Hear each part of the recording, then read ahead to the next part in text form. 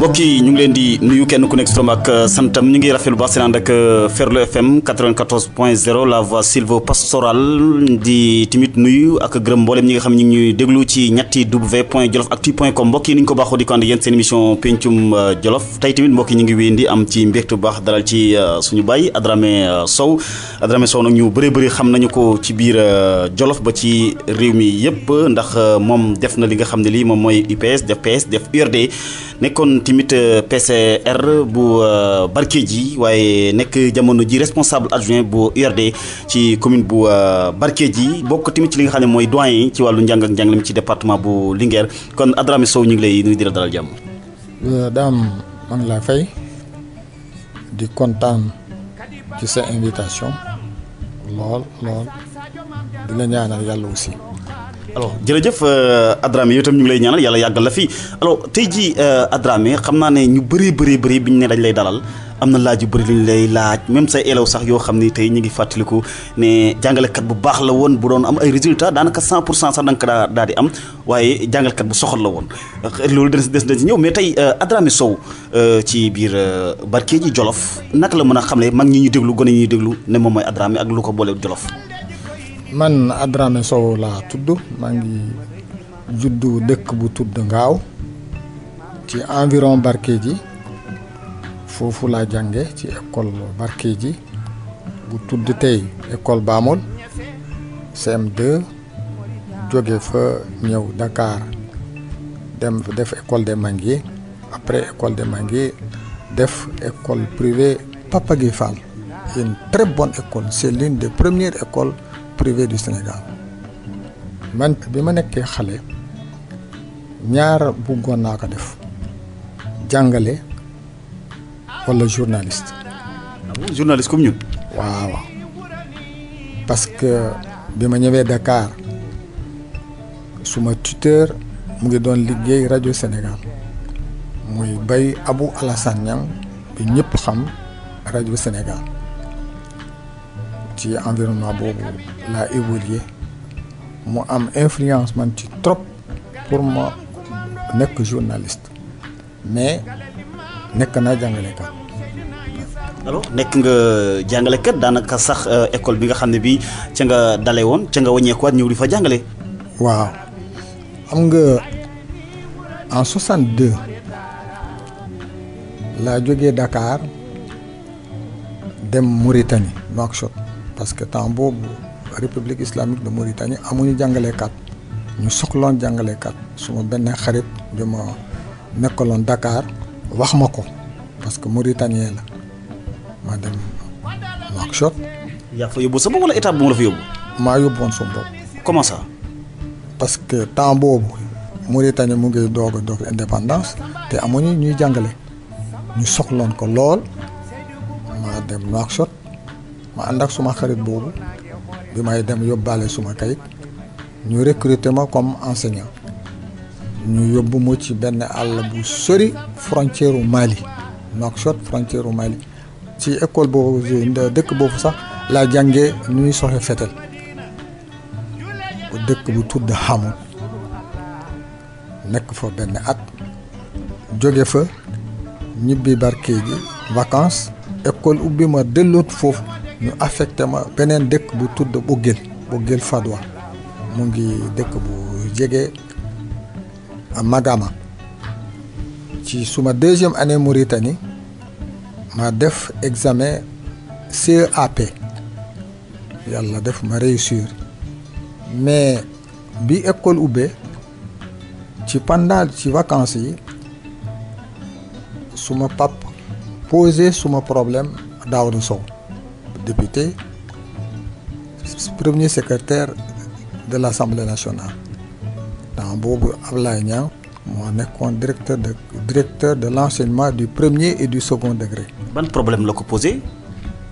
pour ñu transférer ma Mauritanie ma ñib si Sénégal yàlla def ñu def correspondance boobu bu ñu defee correspondance boobu ñu transférer suma dossier fii alors lu tax nga bëgg yow yaa fa yóbbu Mauritanie sa bopp di lu tax nga bëgg a dellu si waat.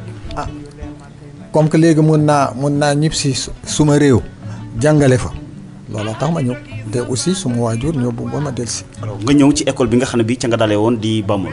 non bi ma dellu see Sénégal Vélingara Ferlo lañ ma affecté bi ma affecté Vélingara Ferlo jàngale naa fa ba def naa fa 6 ans recruté CI ba CM2 def examen entrée en sixième CEP yàlla ñu may ma résultat yu baax en 72 73 Birassi moo nekkoon directeur école Barkédji yàlla def ñu affecté ko mu jóge fa dem ministère de la santé comme que aussi ñu ngi suubu woon ci politique jeunesse de l'UPS Birassi dem na Daouda indi ma Barkédji.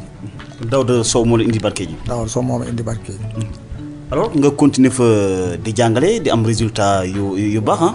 xam nga nit il faut nga gëm li nga nekk sa métier moo lay teral nga ci teral sa waajur say mbokk danga ko war a fonk man yàlla xam na ne man jàngalee rek laa bugg ci àddina man lu ñuy wax on est instituteur pour toute la vie moi je suis instituteur pour toute ma vie mais ma del si waat ci problème mu jàngale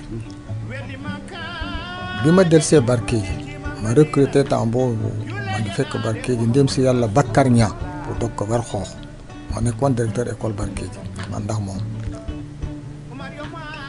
ma ñëw fekk fa une classe de 76 élèves ma jël classe bi ñu dem liggéey ak moom ñu formé benn équipe bi nga xam ne une équipe très soudée te au passage ma ngi saluer la mémoire de Bakar parce que Bakar m'a beaucoup aidé parce que suma premier examen professionnel enseignant moom ma tudde woon Adrar l'Adrar de Zifora mu ne ma Adrar il faut faire tes examens yàlla def ma def suma ñetti examen professionnel yàlla may ma examen bu mu ci def premier tour bi ma jàll CAM CEAP ak CAP yi suma examen professionnel ma def ko jàll yàlla def aussi ci ni ma doon liggéeyee ni ci maître directeur yi ma àndaloon ñoo xam man ni ma gëmee jàngale ñu jox ma le plus souvent des classes de CM2 man CM1 CM2 def naa ci 17 ans sur mes 38 ans de carrière d'instituteur les 17 ans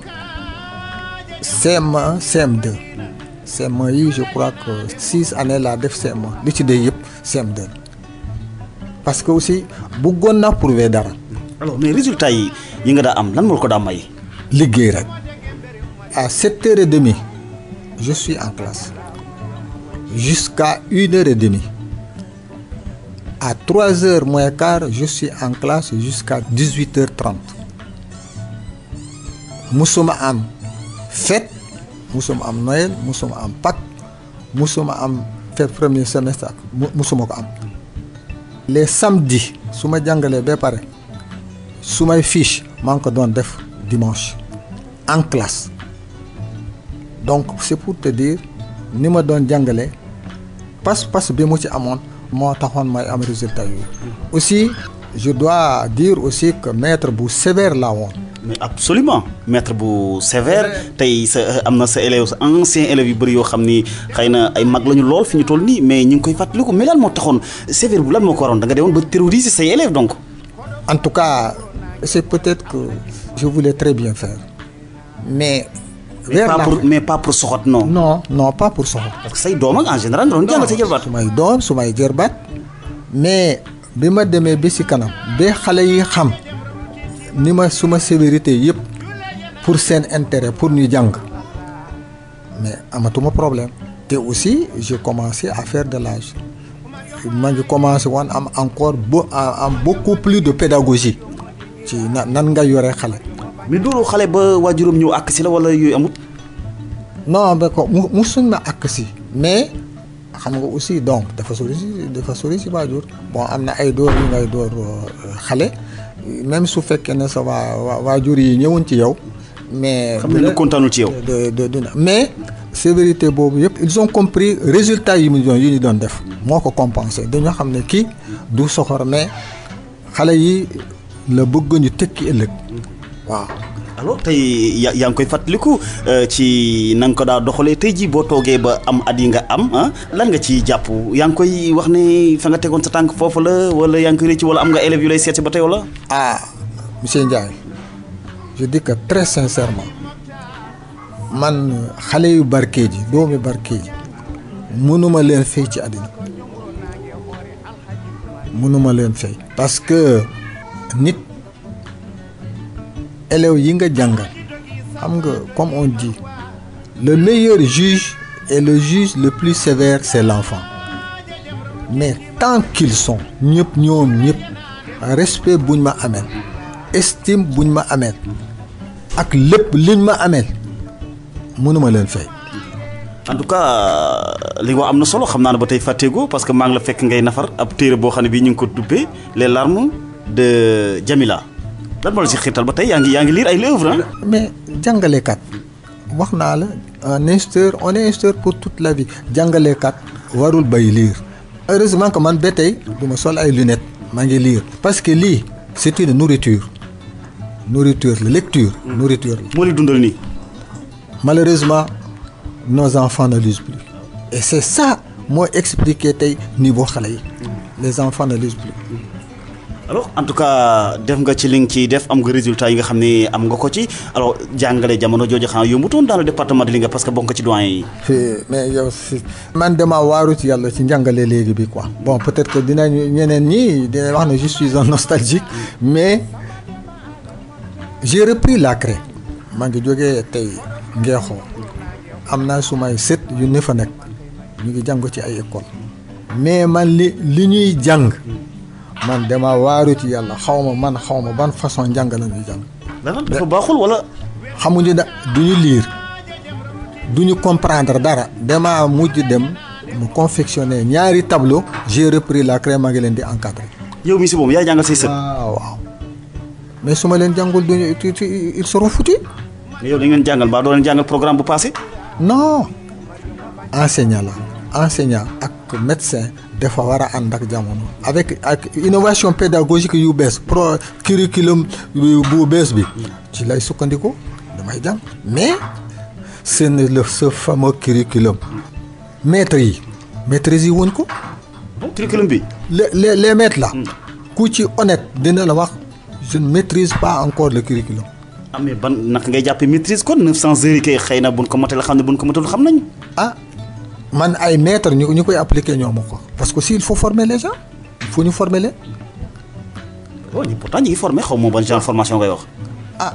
évidemment peut-être que man njàng boobu mais nag man njàng bu tey bi y a de bonnes choses mais dama am impression que maîtres yi amuñu temps pour toppatoo xale yi en tout cas comme nu ñu doon toppatoo xale yi. en tout cas revendication de bëri na de moom. c'est normal. muy jàmbat yi syndicalistes yi ni ñu taxawee donte ne saafara xëy na mu ngi ci waaj am. mais c'est normal mais les enseignants là fii problème mu jàngalekat yi mais dañu bëgg a diaboliser ay say jàngalekat yi. gouvernement moo leen bëgg a diaboliser. waaw boole leen ak askan wi. ak boole leen ak askan wi boole leen ak parents d'élèves boole leen ak élèves yi mais monsieur Ndiaye un ministère du caserne un ministre du général te les enseignants on ne les met pas au pas duñ ko nangu on ne les met pas au pas. ba kon da nga ànd ak jàngalekat yi ŋàññi taxawaayu Serigne Mbaye Thiam. man wóor na ma enseignants yi ñuy dem grève c'est la mort dans l'âme ku ñu dem grève. nii ko leen benn yoon dañuy dem ngir ñàkk pexe. mais muy seen teraanga xale yi seen xale lañ seen jërbaat lañ dangay seet ci sa bopp jàngalekat ni mu buggee doomam bi mu jur noonu la buggee élève am. en tout cas xam naa ne yéen moom seen i jamono amoon na woon jafe-jafe indemnité de logement léegi yóbbu nañ ko ñaar fukki junni léegi. du loolu amul woon dara on avait rien parce que man bi may jël retraite indemnité de logement xaw ma 25000 la woon. ah mais xëy na jamonoy dox. non moo surtout jàngalekat yi li ñu laaj wax nañ dëgg dañ leen ko jox. lu ciy saafara bi par exemple signé ay accord ñàkk koo sàmmante gouvernement bi jàngalekat yi. signé accord accord réaliste et réalisable doo ko appliqué.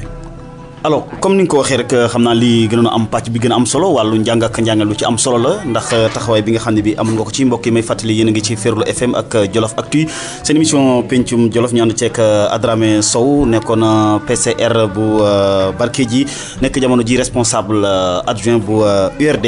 alors mais gannaaw lii lépp njàng mi tamit xam naa teel nga dugg ci wàllu politique mbaa nekkoon jàngalekat ba noppi nekk politicien. non man politique mosuma gàllankoor dara ci suma jàngale. su pour jàngale meeting su amoon wala ay tournée politique su amoon su ñu ñëwee ñu ne nañu dem am nañu meeting wala am nañu tournée man dama leen di wax dem leen yéen rek su ngeen demee baax na man je reste en classe j'ai des classes d'examen. alors mais docteur Daouda Sow mi la jëlee Gànnaar Mauritanie indi la ci fi nga xam ne moom mooy Jolof pour nga jàngale fi mbaa amatoon influence bi nga ñëwee kon da nga ko politigal. non daanaa politique mais. Depuis Daouda Sow, c'est mon maître. Daouda Sow. En politique, c'est mon maître. Et pourquoi? Son intelligence, sa fidélité dans ses idées. Borom xam-xam la woon. Borom xam-xam la woon. te lan moo la gën a marqué ci xam-xamam ci ni mu doon doxalee ba nga xam ne bii fees na la dellu sa bët da nga ne vraiment kii naw naa ko ci li muy def. dafa teey mun politique doon dajalee ñëpp. man musuma dégg Daouda Sow wax baat bu bon traversé nañ ay tendance ak yooyu mais mu génne ci làmmiñam de baat yu ñaga ci yu bon yu amul tëgg musuma ko suut musuma dégg ci moom. alors kon sa relation sa diggante ak moom sori woon na. sori woon na trop parce que man Daouda maa ngi koo xam bi mu nekkee lycée Van mu ngi doon ànd ak papaam Alaaji Saasi ñëw. Alaaji Ardo Saasi papaam.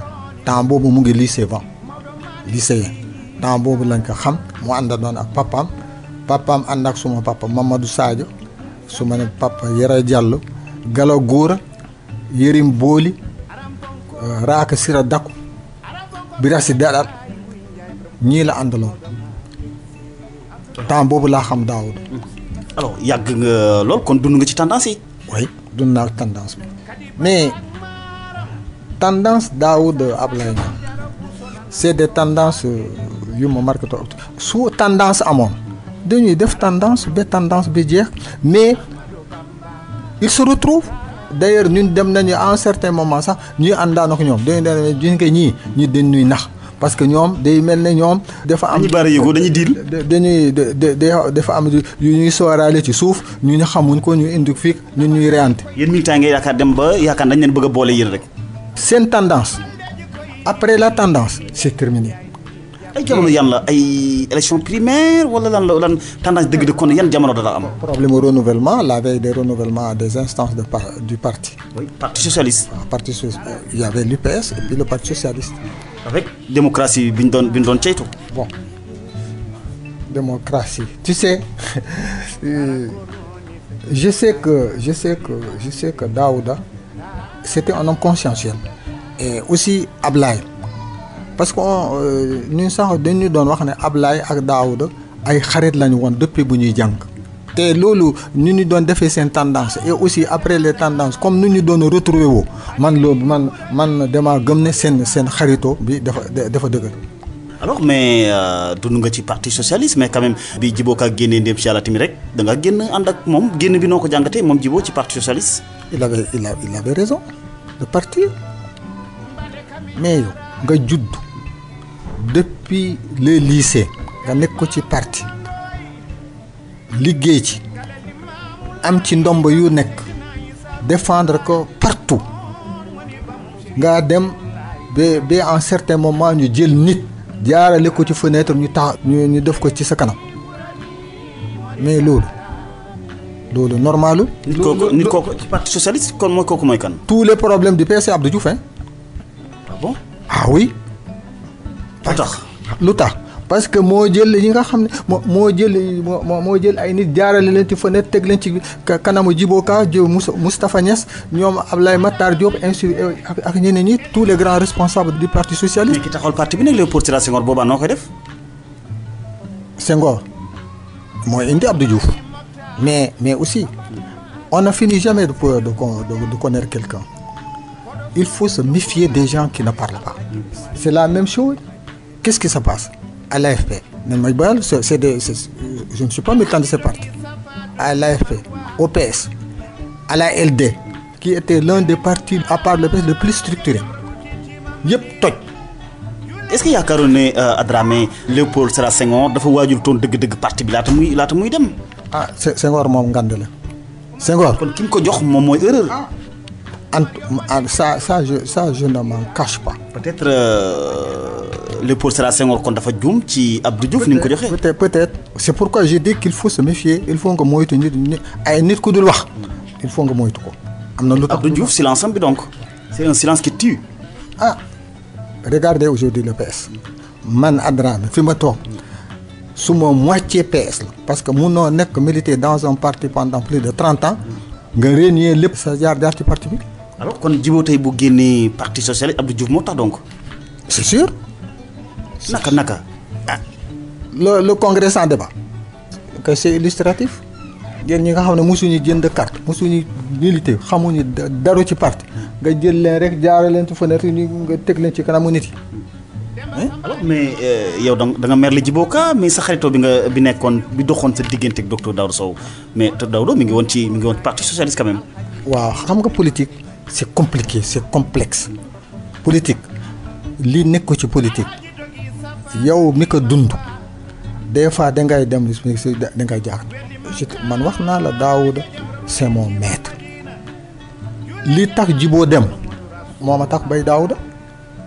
ci biir parti socialiste. waaw ci biir parti. ci Djibo moo am problème nga ànd ak moom wala. non xam nga période boobu partout ci PS dafa am problème partout ñoom Djibo am nañu problème au sommet problème yi am ci au sommet ce sont ces problèmes ñoo nekkoon à la base. yow lu nekkoon sa problème à la base te digganteeg docteur Daouda Sow. bi may bay PS man du ma jàmb moi je ne trahis jamais. doo wor du ma ko def. ah mais leeral ñu lan moo tax nga bay. am nañu problème au niveau de la base de Barkédji ñu dem toog ak Daouda wax ak moom problème yi am ñu wax ko lépp mu xam même suñ ko waxul woon moo xam na buñ ko waxee ñu nekk soo defee nii dinañ continuer ànd ak yow mais am na nooy def dinañ la bay. mais lan moo nekkoon problème yi au niveau de Barkédji. au niveau de Barkédji parce que yow bi ngay jógee Mauritanie di ñëw da nga faa fekk ay responsable ci parti socialiste. fekk naa fa ay responsable mais responsable yi man bokk naa ci responsable yi ñi taxawal responsable yi bokk naa ci. parti socialiste. temps boobu UPS la après il y a eu le PS. alors nga bëggoon a jiite wala. non sur l'honneur man mosuma xalaat yooyu parce que man amoon naa un responsable. kon lan moo nekkoon seen jafe-jafe ci base bi. amoon naa un responsable qui est un grand frère Birassi. alors il y a eu l'avènement de Djibo j'ai appelé Daouda ma ne ko soxla naa la mu ne ma dinaa ñëw Barkédji dinaa ñëw Linguère bi mu ñëwee Linguère man dem naa ci moom ma nekk ñun ñëwoon nañu fii wax yow problème yi am au niveau de la base man à partir d'aujourd'hui je m'arrête mënatuma liggéey ak yow damay rejoindre Djibo lu jëlee Gassé booru Linguère ba Mbul Jolof extrême est Tordione Mbelkaaj extrême nord ba Sambale extrême sud képp ki ma mën a yóbbu dinaa ko yóbbu. képp ku ànd ak man ku ànd ak man dinaa ànd ak man mais à partir de tey bay na. loo doon réclamer d'abord ci base bi problème am na lan nga doon réclamer pour parti bi jëm kanam. ça va y avait plus de démocratie. Il y avait plus de démocratie une pratique démocratique au niveau de la base. Il y en avait plus. dañ doon am ñun doon gën les responsables yi. waaw maanaam dañ la bëggoon a teg ci gannaaw. non bon xam nga politique xam nga la politique a sa sociologie propre xam nga politiciens yi ak gën a wut suñu bopp ci nga bokk waaw. xam nga suñu demee ba ñu am jafe-jafe ci li ñu jiitu dañuy seet liquider les premiers compagnons pour ñu ut ay nit yu bees ñi nga xam ne ñooñu dinañ wax ne man diw moo ma fi teg diw moo ma fi teg ça c'est propre à la société. mais yow njëkkoo nekk compagnon docteur Daouda Sow. non en tout cas je fais partie des premiers à l'avoir accompagné waaye. am nga lu la métti nga dem ànd ak Djibo. waaw mais Djibo musula campagne pour nga dem ànd ak moom. musula et aussi xam nga on était un groupe. y avait man suñu doyen Ousmane Nol Buur Jaaji Sow dem si yàlla Samba Xombol ñun ñoo nekkoon encadrement au niveau de la base bi problème yi amee ñoo njëkk a dem ci Daouda wax leen problème yi am problème yi tar perdurer Daouda wooñu de 10 heures jusqu'à 2 heures du matin ñu toog ak moom këram ku nekk ci ñun wax jafe-jafe yi am. te jafe-jafe yi lan la doon tourner autour de.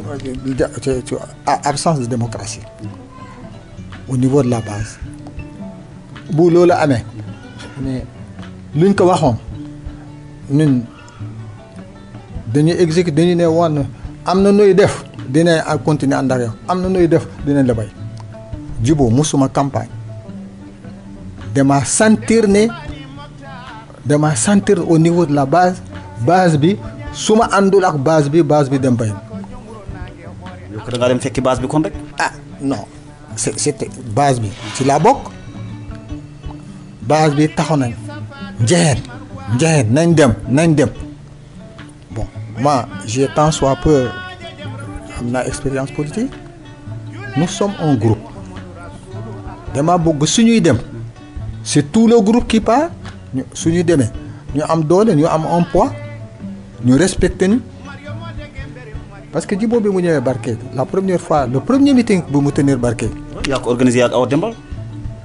ñoo ko organisé mais temps boobu Djibo était suspendu dans les instances du parti il n'avait pas encore quitté le PS dañ ko suspendront donc moi j'estimais que man ba tey PS la mais bu ñu fii les 11 maisons bi Djibo jaar def visite les 11 maisons c'est curieux année boobu les 11 maisons la ñu defoon programme bi yàlla def mu am 11 députés à l'Assemblée nationale bu ñu demee ci meeting bi. en 98. en 97. c'est 97. oui je veux dire les législatives oui. bu ñu demee ci meeting bi ñoom dañu bëggoon ma jël parole ma nekk déet parce que dañ ma bëggoon a noyer parce que su ma jëloon parole te keroog ñi ma àndaloon ñu ne jàmbu naa leen te man du ma jàmb man du ma war ma ne leen non man fi ma toog PS la mun na ma fi jël parole ñu dem ma base politique c'est-à-dire ma famille ñoo ma njëkk wax ne ñun mënatuñ liggéey ak ñoom Daouda. sa base fu mu nekkoon ci biir Barkédji wala. ci biir Barkédji ak ci communauté rurale bi yëpp. alors mais mujjantal gi da ngaa ñëw te bi nga ñëwee ci xam naa am na ñoo fa fekk mais Djibo fi mu la tegoon daanaka tegu fu ñu bëri ah. Djibo non peut-être hein moi je sais que xam naa ne daal amoon nañu relation yu xóot man ak dem si yàlla Ibrahima Diatta. lu ko indi woon nga ñëw ba Djibo def la ci biir xolam lu muy def daanaka di la tàggoo. loolu laa la bëgg a expliquer xam nga à chaque fois man ci affaire politique je pense à Ibrahima Diatta à feu Ibrahima Diatta. Ibrahima Diatta Ndiaye bàyyi Aliou Ngouille Ndiaye. waaw je pense à lui. lu tax. parce que bu ñu ànd ak Djibo xam nga soo amee sa leader wala même chaque leader soo ànd ak nit mu neex mu naqari wax ko dëgg Djibo su amoon ay des problèmes importants ay décision importante yu mu waroon a jël ñaar la doon def mu wooma man ak Ibra Ndiaté ñu toog mu ne ñu yaa telle chose lan ngeen ci xalaat ñun ñu wax que li ñu xalaat ci boobu mu neex mu naqari mu dem ba si kanam mu changer de stratégie moom Djibo day woo Ibra Ndiaté seul mu nekk tel problème loo ci xalaat Ibra Ndiaté wax ko su Ibra Ndiaté demee mu wooma yàlla def lépp lu ñu doon wax suñu xalaat dem ma toog ak Ibra Ndiaté moom Djibo toog mu ne ma yéen ñaar vous êtes les seuls à ne m'avoir jamais menti musu leen ma raay te Ibra Ndiaté on avait une proximité très poussée alors nga dugg ci URD nekk candidat ci Barkédji booba communauté rurale la woon nga nekk PCR. xam nga tu sais avènement URD di nga lépp luy def il faut nga filli il faut nga am détermination. li la yàlla jox nga jël ñun bu ñu demee URD dañu doon def suñu loxo ci poche génnee xaalis cotisation rek di louer oto di def. parti bi jàppalu leen. non il venait de commencer te ñun au départ yàlla xam na ne au départ nous on a très peu de fois demandé de l'argent de demander à Djibo Osso parce que dañu am problème boobu premièrement suñu problème luy ay oto di pousse di fanaan ci àll bi mais en 98 bu ñu wote ñoo gagné parce que majoritairement dans la communauté rurale finalement ñun nañu ànd aussi suma avènement à la tête de la communauté rurale ñun dem nañu élection sur l'honneur encore man musuma xalaat nekk candidat président communauté rurale dafa amoon suma benn najaay moo nekkoon conseiller moom la ñu doon xalaat pour ñu reconduire ko ci liste yi mais moo ñëw mu ne ma ñu ngi wax communauté rurale bi day nekk commune day nekk mairie te man jàngum léegi jëlal suma place ma bañ mu forcé ma ñu def ko ci liste bi bu ñu demee liste bi suñu liste gagné conseillers yi ñoo ñëw ak population bi ñoo ñëw ci man ñu ne ma ñun dañu bëgg nga nekkal suñu candidat ma ne ko waaw may leen ma réfléchir ñu may ma une semaine 3e 4e jour bi ñu ñëw ci ñu nekk ñun daal mënatuñu xaar léegi daal ñun lañ def candidat nii laa defee candidature communauté rurale président communauté rurale en 2002 nii laa nekkee président communauté rurale. moom mosoo yëkkati sa loxo na da ngaa bëgg. nit ñi ñoo la tànn. wallaahi billaahi sur l'honneur mosuma yëkkati loxo pour di ko man bëgg. mais nekk nga ko mais tey kay ñu bëri li ñu laajte mooy lan la fa Adramé Sow def ci biir Barké bi mu nekkee PCR.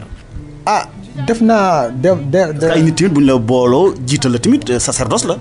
jéem naa def li ma mën ak selon nos moyens parce que ci suñu 12 ans mandature construire nañu 51 salles de classe équipé 51e classe bi ma demee lañ ko équipé parce que defar naa engagement bi ba pare dañuy def réhabilitation 7 cases de santé réhabiliter leen équiper leen doter leen en médicaments def 17 kilomètres de raccordement d'eau construire un cimetière de 575 mètres construire ñaari poste de santé avec maternité à Touba Linguère et à Diagani construire ñetti parc de vaccination. en tout cas li nga wax nii népp ci ay réalisation bu boobaa say partenaires fa lañ doon jëlee. L'AFDS était un des partenaires. Il y a aussi nos propres ressources, nos méga ressources, plus maintenant le fonds de concours de l'État. Par exemple, le fonds de concours, l'État a collectivité locale ay fonds. Maintenant, dans le cadre du PNDL, Programme national de développement local, gouvernement bi dafa doon jox une enveloppe jox ko communauté rurale bi yow ci sa budget nga jël xaalis dolli ci réalisation yi nga def pourtant réalisation yu am solo la laata muy ñëw ci 2014 parce que réalisation yi yëpp nga wax tey Djibo Leyti Ka ndéem si yàlla dem na alors tey lan nga jàpp wala ba nga déggee ne suñ borom jël na ko. perte bu rëy la ci ñun parce que quand même Djibo c'était un Djibo national hein Djibo national même international bon perte bu rëy la pour ñun pour URD. aussi même pour le Sénégal parce que moo nga bëgg Djibo nga bañ ko Sénégal xam nañu Djibo lan la tekki woon ci réew mi. alors mais politique am tey lan la ci réew mën a jàng rawat na Jolof. en tout cas gisoon naa ci moom lenn xam nga Jolof ñaari laaf la hein c'est deux poumons on ne peut pas séparer deux poumons soo ko jéem a séparer le corps va mourir amoon na ce sens du consensus. alors mais tey jii li nga xam ne nii def ngeen ko alors mais renouvellement jaar na fi genre congrès boo xam ne def ngeen ko mais tey ba tey yaa ngi wax ne ci URD nga bokk. waaw man kay maa ngi URD. gëmoo beneen parti URD rek. mais monsieur Ndiaye moi j'ai 73 ans hein vous me voyez aujourd'hui transhumé man même pël bi sàmm am na âge bi muy am. xale yi ñooy jël nag yi yóbbu leen mag yi toog ci kër gi. absolument dana ñëw ci question transhumance boobu parce que actualité la mais gannaaw li nga xam ne lii wax nga ko loolu lépp tey seen parti URD bi mu jógee ne day allié ak APR boobati nag nga ko jàngate woon.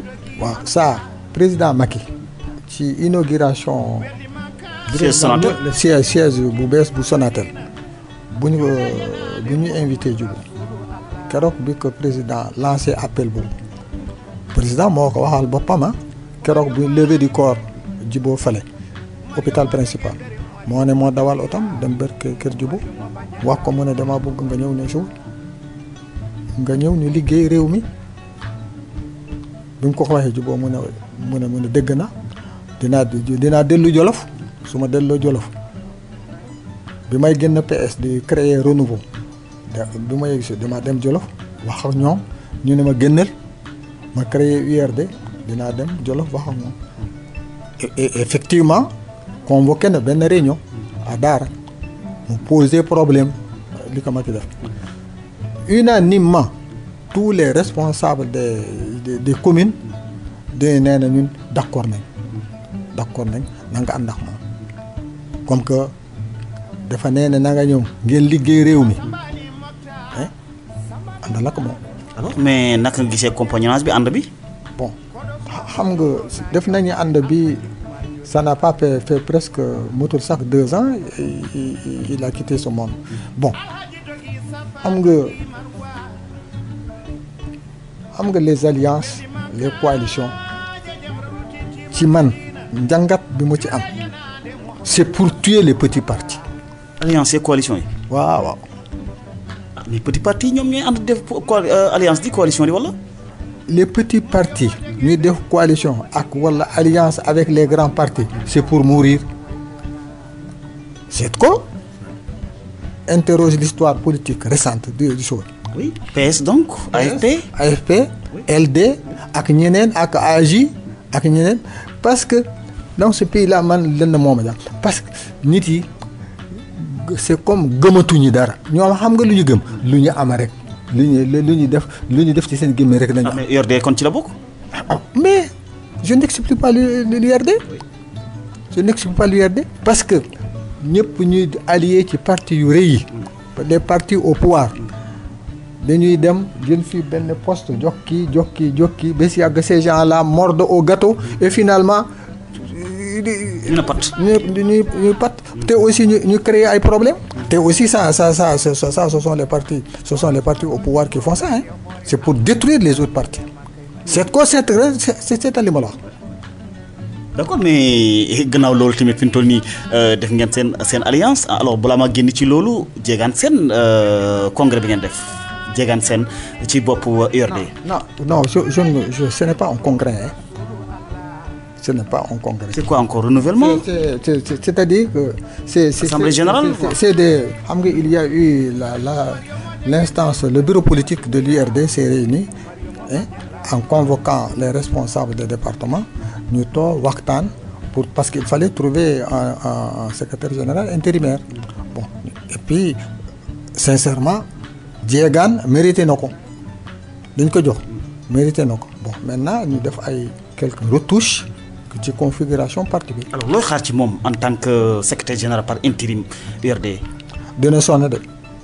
dana sonn. waaw parce que remplacer Djibo n'est pas facile. jël place Djibo yombul.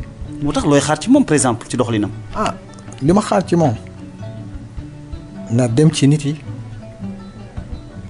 responsable yi au niveau des coordinateurs au niveau des départements na ñoom nañu def seen liggéey bu ñu war a def mais remplacer Djibo c'est pas facile. mais est-ce que yaakaar nga ne tey Adramé Sow URD tolluwaayam bi fii mu toll nii 2018 dana demaat ba mel ni URD 98. ah non man loolu su ma la ko waxee damay fen te man mag la du ma fen. kon URD mi ngi ci tànki dee donc tas. non mais xam nga. parce que boo jëlee exemple département Linguère rek gis nga ay maires yoo xam ni génn nañ ci. waaw mais tu sais ces gens-là ils seront humiliés. qui c'est ñooñu. maires yi génn ci département Linguère ci URD. waaw dama feneen ñooñu di leen transhumant soit boo ñëwee ci ñoom bëtu transhumant rek lan lay xoole bëtu transhumant rek kii dafa wàlliyaan bokku ci. alors mais lu tax tey ñu bëri laaj nañ la ko Adramé Sow lu tax 2014 vraiment postulé pour nekk maire pourquoi pas barke ji. xam nga lu tax ci àddina da ngay doylu man wax naa la man nga jënd suma carte ma première carte de militant 65 laa ko jënd xaw ma 65 65 décembre 65 laa ko jënd nekk responsable jeunesse UPS jeunesse MJUPS Barkédji bokk ci bureau départemental bi bu Linguère bokk ci bureau régional en tant que jeune bi ma yëgee ci adulte yi ma conserver ma am yeneen responsabilité su may mbokk wóolu ma depuis boobu ma dem 2002 ñuy jël ma postulé wu ma ñoo ma tànn ñoo ma forcé tànnam 2002 2009 bi ñuy falaat bureau bi en 2009 dañu demoon en alliance avec le PDS yàlla ku baax bi mu def ñu am 18 conseillers URD 18 conseillers PDS bu ñu toogee même avant ça ci en campagne électorale bi mais y avait des candidats mais ñun suñu alliance suñu coalition moo ne ñun amuñu benn candidat ku dul Adramé te pourtant amoon na ay nit ñu mën a nekk candidat te man wóor na ma ñooñu suñu nekkoon candidat man mun naa perte. yow mais waaw ci suñu coalition bi su am na ci ay nit suñu nekkoon candidat man mun naa perte ñu dem aussi y a aussi un fait extrêmement important amoon naa suma benn doom mu ngi doon def master 2 en gestion des ressources humaines ci BEM fii école privée bi fii c'était le 22 mars xale boobu dafa dugg oto ñëw dafa dem pompier fii Sotiba dugg oto bi mu duggee ci oto mu wàcc duggaat ci beneen oto ñu dem accident bale bi amoon booru Bambey où il y a eu 11 morts xale bi ci la woon il était en deuxième année mu ngi doon def master 2 en gestion des ressources humaines te aussi. boobu loo ci bëgg wax ci accident bu dafa am lu méngoo. waaw te bi mu amee ñi ma àndal ñu nekk mais fekk nag ils avaient déjà fait le choix defoon nañu seen choix xam nga soo ji élection la mais campagne électorale bi c'est bien avant les choses ñu ñëwee ñu dem jusqu'au dernier moment ñu jël benn candidat contre man. 2014 ñu jël candidat contre man ñu àndoon parce que ñun bu ñuy gagné dañuy def benn papier dañuy waxtaan ñu partagé wu responsabilité conseil rural bi ñoom ñu ne dañ ma reconduire président ñu jël benn PDS def ko premier vice-président ñu jël benn URD def ko deuxième vice-président pour les commissions ñoom ñoo dem man fekkewuma dara ñoo dem toog partager wu responsabilité yi bi ñu partager responsabilité bu ñu demee ñu roof benn candidat ay nit roof benn candidat contre man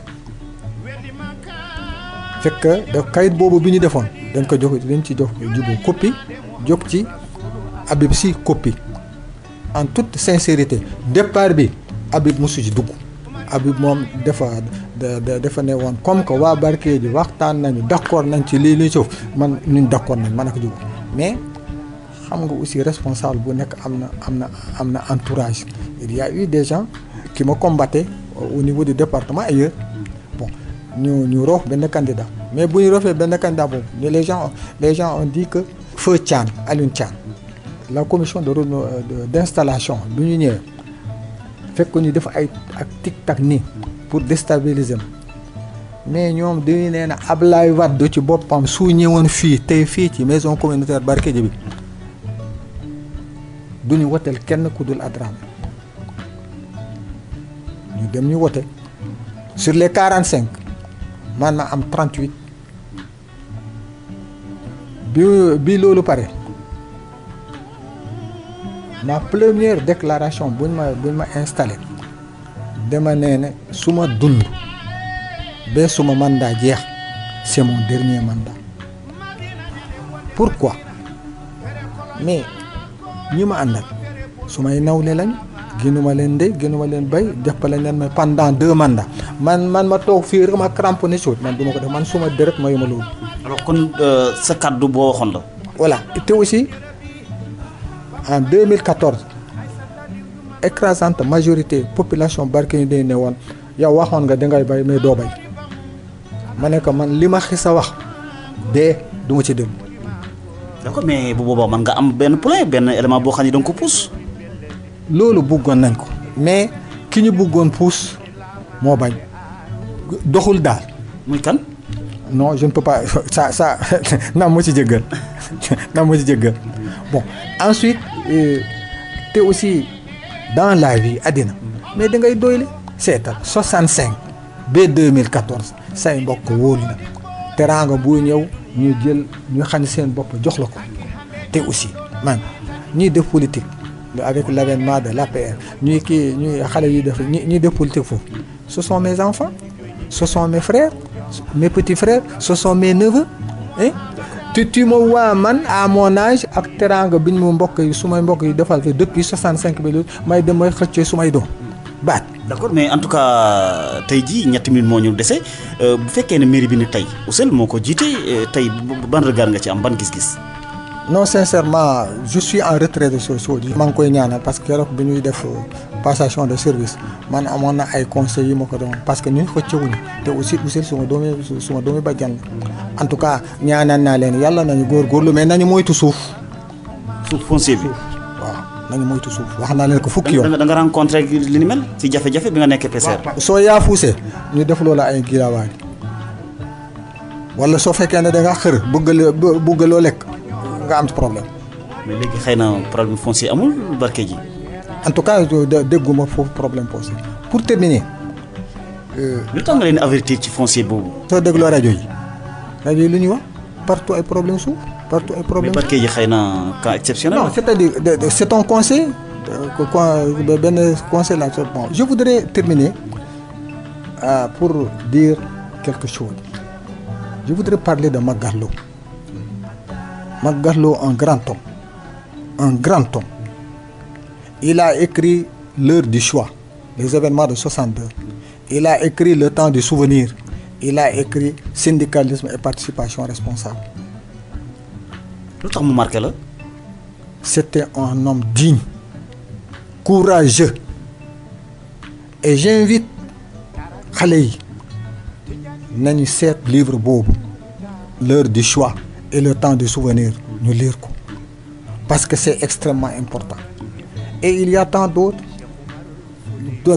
fils du Jolof comme Ablaye Niang en voyant un digne fils du Jolof. Et aussi, il a honoré non seulement le Jolof, mais le Sénégal. Parce que à mon benn concours des inspecteurs primaires bu ñu defoon en France, à Saint-Cloud, il était sorti premier. ndax yaakaar nga am ngeen relève ci li ngeen doon liggéey tey am na ñoo xam ne vraiment tey yow en tant que Adramé boo gisee ab ndaw xëy na muy doxal politique nga gis ne lii de vraiment yor na ci jikko si wàllu politique. En tout cas, man li ma gis à Barkédji pour le moment, ça ne me satisfait pas. Parce qu'il faut faire l'unité. À défaut d'unité, il faut faire l'union. Suñuy doom suñuy rakk suñuy jarbaat jàng des cadres et jinga après Daara Linguère et Mbëlëxe, Barkédji est un des villages de la Brousse qui regorge des cadres de haut niveau.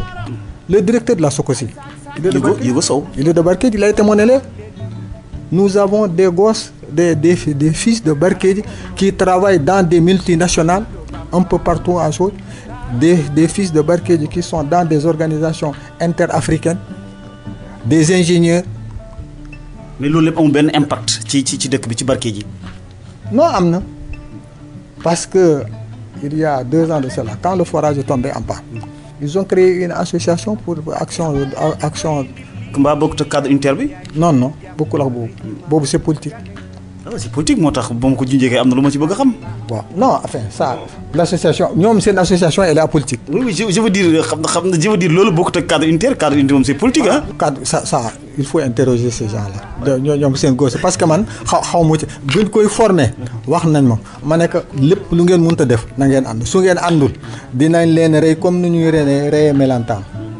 alors d'accord tey Adramé Sow ak relation bi mu am bu fekkee man nga tamit tey ñi nga xam ne ñoom ñoo fi des ci wàllu politique moo xam Habib Sy moo xam Aly Ngouille Ndiaye maître Kagnon moo xam Samba Ndiobène Kagnon.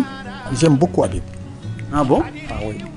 Je l'aime beaucoup parce que Habib est très poli. C'est un homme très calme, généreux. On n'a jamais été dans un même parti, mais je l'aime beaucoup. Déclaré na candidature de 2019. Ah oui. Récemment à Linguère. Il n'a qu'à aller au Jolof. Ah oui, Linguère la ko déclaré d'ailleurs. Ah moi je ne savais pas.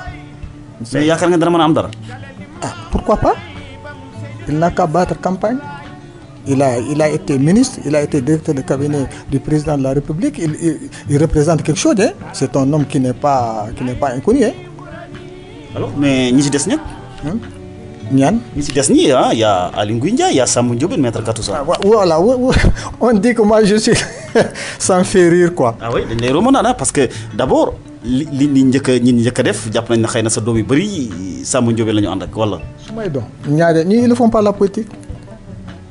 Mes enfants aucun d'eux ne fait de la politique. mais xëy na politique boo yëgul rek suuf la rek wala.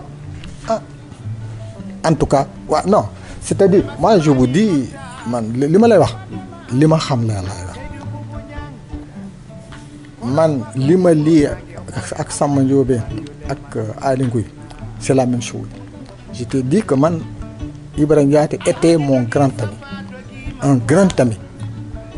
Samba Ndiobène moi je ne l'ai connu que 2013. mais papa moom xam nga ko ndax bokk ngeen parti Kelly Sadio Ka. Et aussi Samba Ndiobène a marié la fille de mon frère, de mon cousin Aly Ngouille, sa deuxième femme.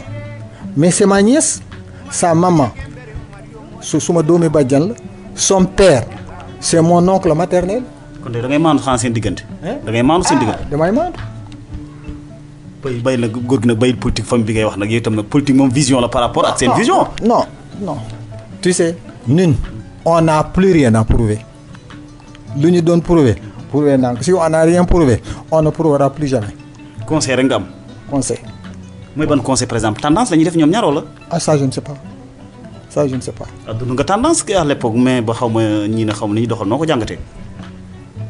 Ah j'entends qu'ils ne sont pas ensemble mais moi je ne suis le conseil de personne et le jour que je prendrai la décision d'être avec quelqu'un c'est un meeting que je ferai à Barkédji à midi pile. C'est pas ma nature. Et c'est pas encore trop tard. Non, maintenant très sincèrement moi je veux occuper une station de régulateur social, de médiateur, d'un homme qui réconcilie les gens. Très bien. La dernière question mooy transhumance tey gis nga barki Dembo Ndiaye Souleymane Ndéné Ndiaye président Macky Sall fal na ko Omar Sarr bu parti Rewmi fal nañ ko. tu sais moi je suis xam nga man damay dem bés yàgg man suma bopp sax dama ne est-ce que man du c'est la catastrophe. Catastrophe la mais ce Sénégal là mais les gens là gëmatuñu dara. neen Macky Sall gëmatu dara de comme moom moo leen dalal di moom moo leen jël décret lay jël. Attention Macky a raison. Macky est un homme et puis Macky est un génie politique. Macky est un génie politique. Seetal réunir Djibo Ka Moustapha Niasse Tanor autour de lui. En tout cas Abdou Diouf n'avait pas su faire ça. mais terewu ko woon daanu de. mais terewu ko woon daanu de. Et puis il fait la politique. Il fait de la politique. Mais est-ce que lii mën na koo indil dara par exemple transhumance yi présidentielle 2019 li ci des bëreetul kii. parce que fekkee nga expérience su Abdou Diouf Abdoulaye Wade. Wade de moom y avait la transhumance à outrance c'est ce qui se passe actuellement. Vous déplorez da nga koy ñaawlu transhumance bi. mais transhumance moom très sincèrement dama koy ñaaw du sax du pour problème ak mais transhumance mais yow mais c'est pas possible mais les gens là gëmuñu dara. tu dis et puis ce qui est grave yow am na luy wax fii xam nga man ma ngi wax lii tu vas garder ça demain soo déggee dem naa soo mais de soo ko publier du ma torox. Et aussi en politique il ne faut jamais dire jamais.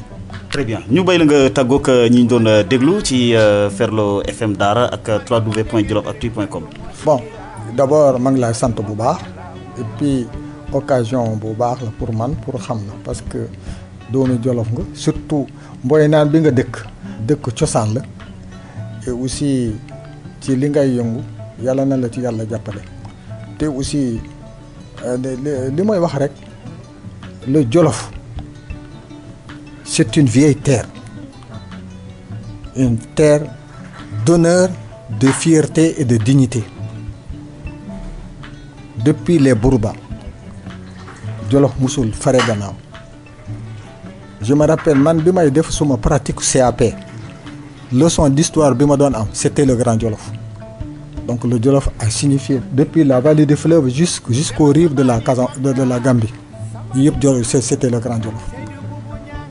nu ñu mënta li ma leen di ñaanal quels que soient les problèmes les ambitions Jolof rek la ñu am aussi ñoom itam seet Jolof tey Jolof liggéey waroon nañ une école fu ñuy former ay agents techniques d'élevage ay agents techniques des eaux et forêts ay agents techniques d'agriculture ICEP yi ñuy def ci àddina bi pourquoi mënuñ ko am Linguère pourquoi Daara le poids économique de Daara tey waroon nañ fa am ay et aussi c'est surtout actuellement c'est également un point bi ma bëggoon wax tey éleveurs yi sonn nañ am na ñuy jaay seen nag pare nañ mu pour acheter l'aliment bétail gouvernement bi na leen dimbale xam naa ne à un certain moment gouvernement bi defoon na ay subventions mais un sac d'aliment bétail 6500 avec quelqu'un qui a un grand troupeau en herbe moom ñax de Linguère à Koungheul doo fi gis ñax. Très bien jërëjëf ñu ngi koy gërëm vraiment di ko sant ba amoon nañu mbégte dalal ko ndax wax dëgg yàlla wàcc nga yitte yu bëri bay ko fu sori ngir ñëw seq ak ñun waxtaan ci seen émission Pencum Jolof. jërëjëf mbokk yi ñu koy gërëm di ko sant mbokk yi mu nekkoon seen émission Pencum Jolof ñu dalaloon ci Adramé Sow nekkoon président conseil rural bu Barkédji nekk jamono ji responsable adjoint bu URD ci Barkédji def na nag parti ci mel ni UPS PS def URD kon mbokk yi yéen itam ñu ngi leen gërëm di leen sant Dame Ndiaye moo nekkoon ci kaddu gi dox daje beneen jamono ak beneen gan jamono.